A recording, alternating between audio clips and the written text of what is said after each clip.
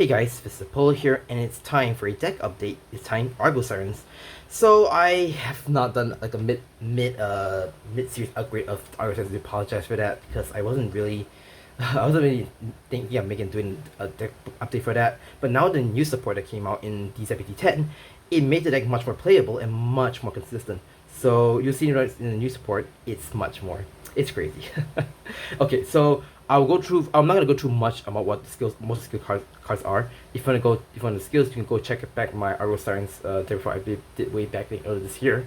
So with that being said, let's go on deck profile or deck reticle. Yeah, starter still Rosaless because you do want to Argo Siren, Iremia to write on your toilet to get your tiding order. Grassy, same thing to get your tiding order, and the boss unit being Calliope, essentially allowing you to give 5k to yourself with a tiding order, or you have 2 or more, you can give 5k to the front row.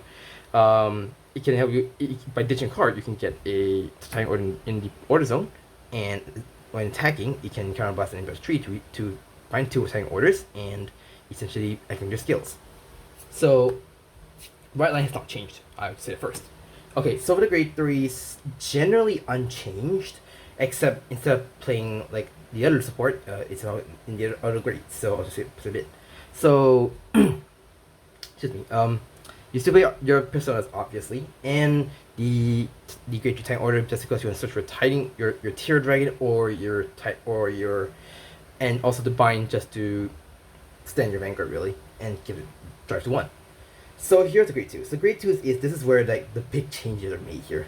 So as you can see, I no longer play Stunning Wave. Instead of Stunning Wave, I'm playing Straight Scale. So if you guys are wondering what is the difference between Straight Scale and Stunning Wave, this is much more on crack. I'll just say that first. So this thing is really good. I'm not joking. It's really good for a tier dragon, especially for Argo Sirens. So its skill is that if your Vanguard is an Argo Siren or only has Aqua Force for the clan, it gets a final ability all below. When this unit is based on your circle, you enter best tree, discard a order card from your hand. You draw 2. If your opponent's grade 2 or greater, this turn, this unit gets 5,000 power. Second skill, when this unit attacks or is stood by an card's ability, if your Vanguard is grade 2 or greater, this unit gets 5k power. So you kind of see where this is going. So this card, assuming that it fulfills all the criteria, it's a 30k attacker. I'm not even joking. And it doesn't say that at the end of battle. It says literally says at the end of turn. So I mean, say you play this, call this card, EB free, ditch any timing order you want. You draw 2, gets 5k.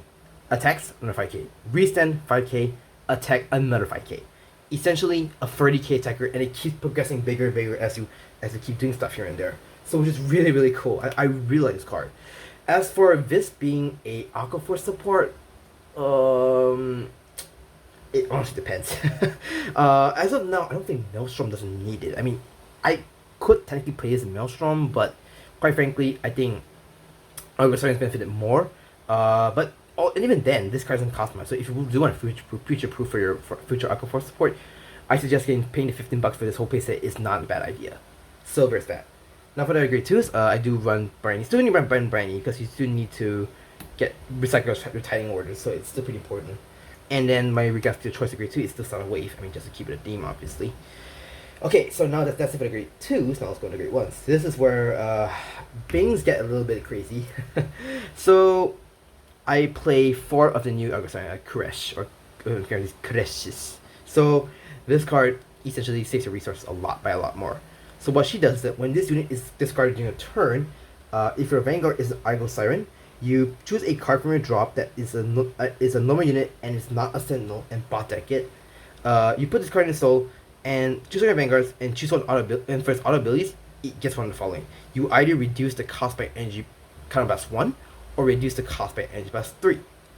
So basically this saves the resource issues that Calliope had. So when I was playing Argo Sirens back some time back, yeah, it's a fun deck, it's and everything. But resources are very heavy, so I heavily need to rely on Price Trident or trying to restrict my energy to actually use for other cards. Especially when I'm playing Stunning Wave back in the day, it does eat quite a bit of resources. But now with the new stuff, it actually does save a little bit of resources. And not to mention this is discard fodder. So I mean, say if you were to discard this for a Calliope skill, essentially goes into soul, and then it just helps you bot deck, recycle back a unit, another unit, and look what you can do. Second skill, on back row, rearguard circle. For this turn, if your Vanguard is an Argo, sorry, go to Argo Siren. For this turn,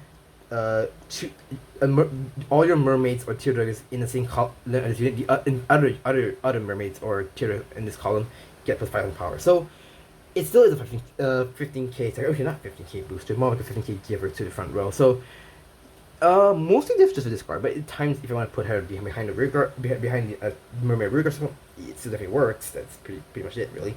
Now for the other great ones, I bumped up the 4 Sentinels because this combos well with straight skill, and straight skill helping you get a tying order. Help you get a draw power is pretty good. So these two really to go well together. It's still your tying order. It still gives 5k power as a 15k boost, 30k booster. Counter chart and soul is still important. So instead of playing 3 price trend, I play 4 price trend now. So it's counter blast, even though it's not as much, I still think it's important to give enough soul and counter charge. So I think price trend is still important, so which is why I play 4 of these.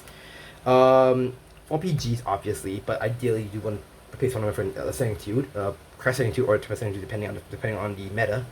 And the last time order I play is Capture's Ode, which is still a important. I mean, it still uses soul nonetheless, because you do need to pay cost to pay for the cost for your orders. So still good because it's still going to be combining just to standard rear guard. Especially you want to stay on 3k, so it becomes a 25k to almost max 30k if you place on a turn. Triggers are very unchanged. I still play 30k OT. 8 crits. If you want to be more competitive, you can play the effect crits. Draws, I think it's just because it's still need a draw power. For me, yes, I play 2 vanilla heals and 1 of each of the effect heal. If you want to cut the cost, you can play the normal vanilla heal. It's perfectly fine. And yeah, that's pretty much it. It's really much different. Like, I think the new support just made this deck a little bit more up on the top. Really, I'm not saying it's gonna be meta, but rather it's just like it's much more competitive. I'm not saying competitive. It's just much more potent now compared to before. With that being said, thank you guys for watching this deck profile. If you do like it, please like, share, comment, subscribe. Stay tuned for more videos. I've got more deck profiles and more content coming, and I will see you in the next video. Peace.